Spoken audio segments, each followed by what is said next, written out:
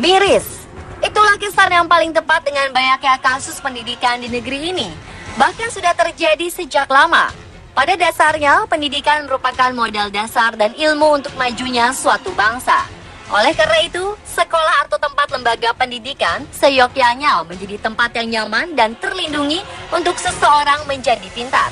Tapi sayang, banyak pihak justru sengaja melakukan kecurangan dan kejahatan di sekolah demi kepentingan pribadi.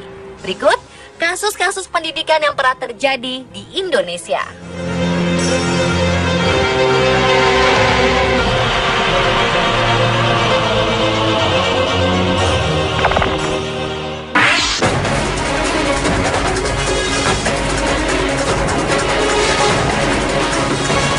Praktik jual beli ijazah sedang menjadi isu yang berkembang, terutama di kalangan pejabat, seperti anggota DPR dan juga pegawai negeri sipil atau PNS. Salah satu kasus yang terkuak seperti yang dialami anggota DPR dari fraksi Hanura, Frans Agung Mula Putra, yang dilaporkan ke Mahkamah Kehormatan Dewan atau MKD terkait penggunaan gelar palsu.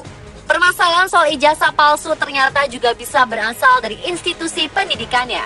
Pekan lalu, Menteri Riset Teknologi dan Pendidikan Tinggi M. Nasir menyatakan Lembaga Manajemen Internasional Indonesia atau LMII yang mengelola Universitas Berkeley Jakarta adalah kampus bodong dan ijazah yang dikeluarkan merupakan ijazah palsu. Sayangnya sejumlah tokoh disebut-sebut menjadi alumni kampus palsu tersebut. Sebenarnya dalam Undang-Undang Nomor 8 Tahun 2012 Pasal 51 tertulis bahwa syarat bakal calon anggota DPR, DPRD Provinsi, dan DPRD Kabupaten Kota berpendidikan paling rendah tamat SMU atau sederajat.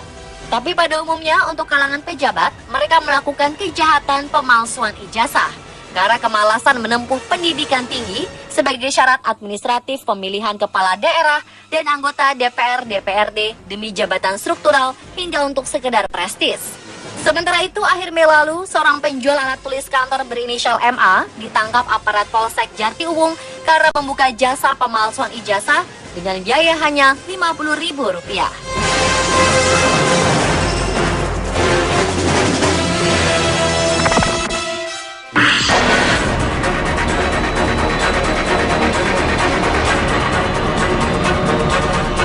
Skripsi merupakan perjuangan terakhir dan terberat seorang mahasiswa untuk meraih gelar sarjana. Namun karena tidak mau berjuang untuk menyelesaikan skripsi, banyak mahasiswa mengambil jalan pintas dengan memanfaatkan jasa pembuat skripsi atau menjiplak skripsi orang lain. 3 tahun lalu, puluhan mahasiswa sebuah perguruan tinggi swasta di Semarang, Jawa Tengah pernah menjadi korban penipuan dengan modus jual beli nilai dan pembuatan skripsi. Rata-rata korban tertipu antara 10 hingga 15 juta rupiah. Terlapor yang dikenal dengan nama Julian itu tak hanya mengaku bisa membuatkan skripsi, ia juga mengaku bisa mengatrol nilai melalui jalur orang dalam alias koneksi di kampus, sehingga nilai yang sudah jadi pun bisa diperbaiki tanpa harus mengikuti perkuliahan. Sementara itu di tempat lain, tepatnya di daerah Matraman, Jakarta Pusat, beberapa tahun lalu, seorang penyedia jasa pembuatan skripsi bernama Oyon mengaku harga ia patok sekitar 3,5 juta rupiah. Tapi tergantung dengan tema dan permintaan dari mahasiswa kliennya. Masih di lokasi yang sama, pembuat skripsi bernama Ismet justru menawarkan cara yang lebih instan, yakni menjiplak skripsi yang sudah jadi, yang menjual skripsi yang sudah jadi dalam bentuk data atau soft copy yang tinggal diganti nama penulisnya. Harga yang dipatok untuk satu judul skripsi seharga Rp400.000. Sebenarnya, soal kasus ini sudah diatur dalam Undang-Undang Nomor 20 Tahun 2003 tentang Sistem Pendidikan Nasional. Pada pasal 25 ayat 2 dinyatakan, jika karya ilmiah yang digunakan untuk mendapatkan gelar akademik, profesi, atau vokasi terbukti hasil jiplakan, maka gelarnya akan dicabut. Lebih jauh lagi, pada pasal 70 dinyatakan tidak hanya dicabut gelarnya, lulusan yang terbukti menjiplak karya ilmiah orang lain juga diancam dengan pidana penjara paling lama 2 tahun dan atau pidana denda paling banyak Rp200 juta.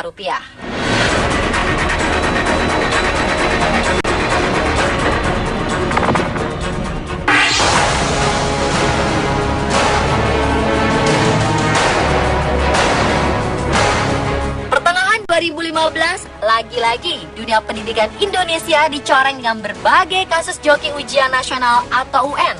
Para joki sengaja hadir di ruangan ujian untuk menggantikan para peserta ujian. Seperti yang terjadi di Biren Aceh, 42 peserta ujian paket C yang diduga sebagai joki diamankan petugas dari lokasi di SMA Negeri 2 Biren.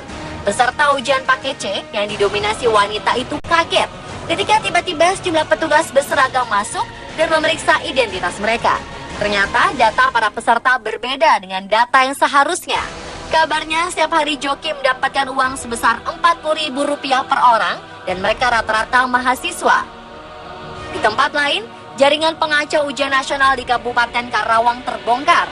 26 orang joki diusir dari ruang kelas SMKN 2 Karawang karena kartu peserta UN yang mereka bawa tidak sesuai dengan kartu tanda penduduk.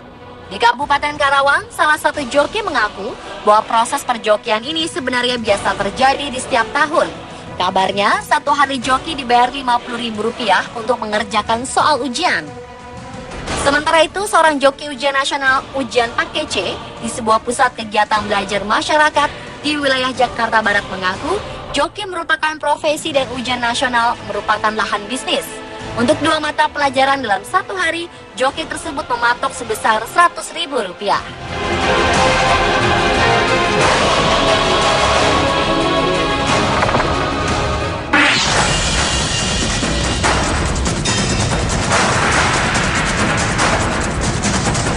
Selanjutnya adalah kasus jual beli kunci jawaban ujian nasional atau UN yang ternyata sering terjadi di berbagai sekolah di Indonesia.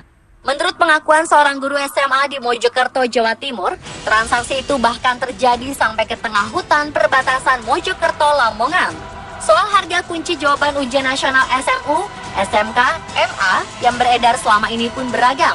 Kisarannya antara Rp3,5 juta hingga puluhan juta rupiah untuk satu paket kunci jawaban soal dari 6 mata pelajaran yang diujikan di UN. Yang lebih mengenaskan lagi, sejumlah siswa banyak yang terpaksa iuran untuk menebusnya.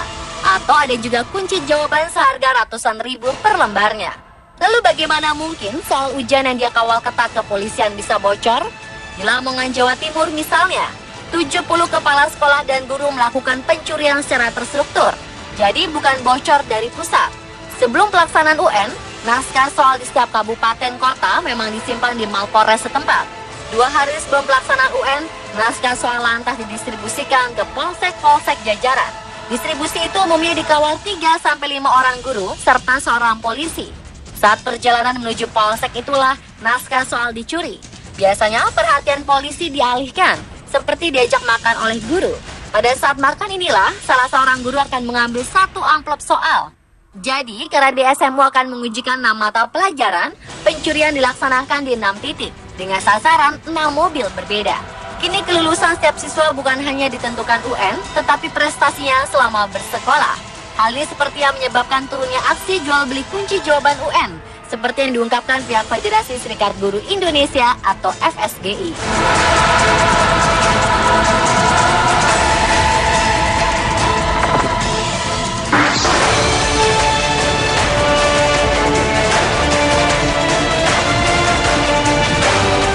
Adalah kasus kekerasan di dunia pendidikan. Kekerasan di sekolah atau kampus bukanlah hal baru di Indonesia. Hampir setiap tahun ada saja kasus kekerasan di sekolah terungkap. Anda masih ingat beberapa kasus yang terjadi di kampus Sekolah Tinggi Pemerintahan Dalam Negeri atau STPDN yang kini bernama Institut Pemerintahan Dalam Negeri atau IPDN? Seorang praja madya mahasiswa tingkat 2 yaitu Cliff Muntu meninggal karena menjadi korban kekerasan seniornya. Alih-alih sebagai pembentukan disiplin, malah menjadi bumerang. Dari hasil otopsi Rumah Sakit Hasan Sadikin Bandung, Cliff tewas karena ditemukan bahwa jantung, paru-paru, limpa, hati, ginjal, serta otaknya mengalami pendarahan karena benturan benda tumpul pada tubuhnya. Sementara itu di tempat lain di pertengahan Mei 2015, seorang oknum guru agama SDN 10 Kandang Panjang Kota Pekalongan berinisial WR dituntut 1 tahun penjara dengan masa percobaan 2 tahun oleh jaksa penuntut umum. Sang guru dituntut atas kasus pelemparan sepatu yang ia lakukan hingga menyebabkan luka lebam pada mata kiri salah satu siswanya. Ternyata, kasus kekerasan yang terjadi di dunia pendidikan bukan hanya pada fisik semata, tapi juga kekerasan seksual. Maret 2014 silam, kita sempat dihebohkan dengan berita seorang murid taman kanak-kanak yang bersekolah di sekolah internasional di Jakarta Selatan. Korban diyakini dilecehkan oleh beberapa petugas kebersihan sekolah elit tersebut. Orang tua anak berinisial AK itu kemudian mengajukan gugatan hukum dan meminta ganti rugi sebesar 12,5 juta US dollar atau sekitar 125 miliar rupiah terhadap sekolah.